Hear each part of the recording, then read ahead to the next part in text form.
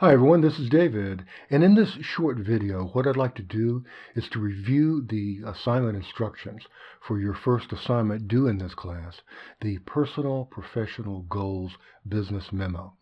Then after reviewing those instructions, I've worked up kind of a mock-up template of that memo that I'd like to take a look at, and it's something that you can follow and model your own memo after. Okay, let's get started. The first thing you see is that this is a 500 to 750 word memo.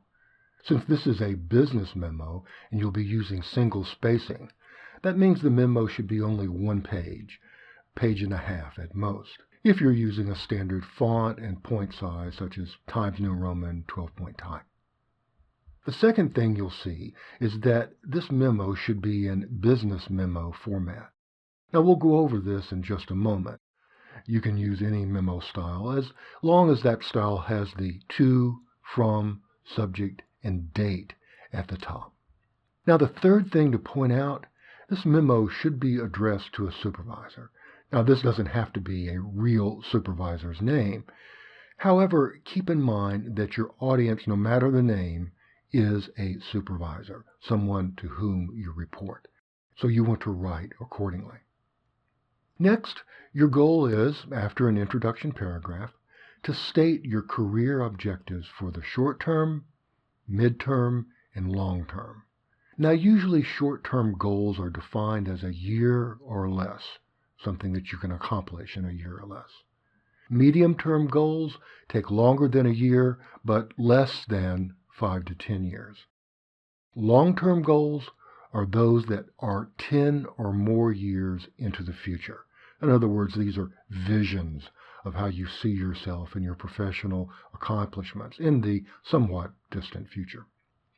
As always, the more specific you can make these goals, the more likely you are to achieve them and to write well, we might add.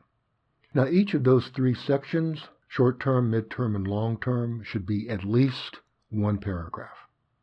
And as the instructions state, you are to use those words short-term, mid-term, and long-term as subheadings in your memo. Finally, you're reminded that these are your personal professional goals, not company goals or team goals or production goals or so forth. Okay, let's take a look at a sort of mock-up of what to turn in. First, let's take a look at the header section. It consists of the word memorandum in large type and boldface at the top. Then comes the to, from, subject, and date lines. And notice that they are double-spaced and in all caps.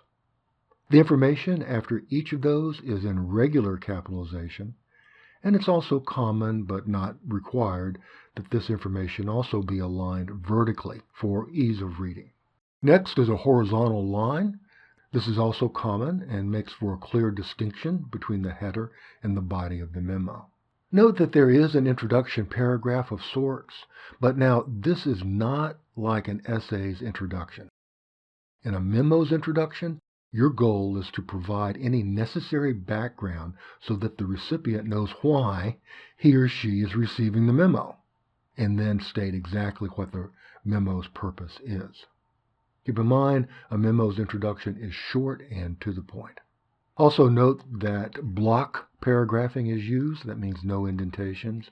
And this is common in business memo format. It makes for a neater look.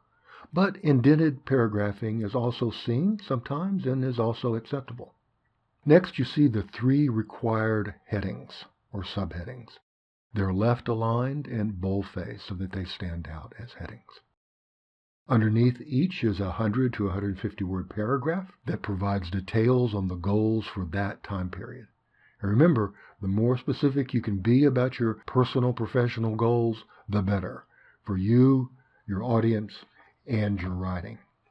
Okay, so that covers a review of the assignment instructions and also a review of a model template for your assignment number 1. You're going to be turning in a rough draft of it in the discussion board, and I'm going to be taking a look at it just to make sure you're on the right track. As always, if you have any questions about your assignments, don't hesitate to email me or call me or text me at the information provided. Okay, good luck, and I'll see you in class.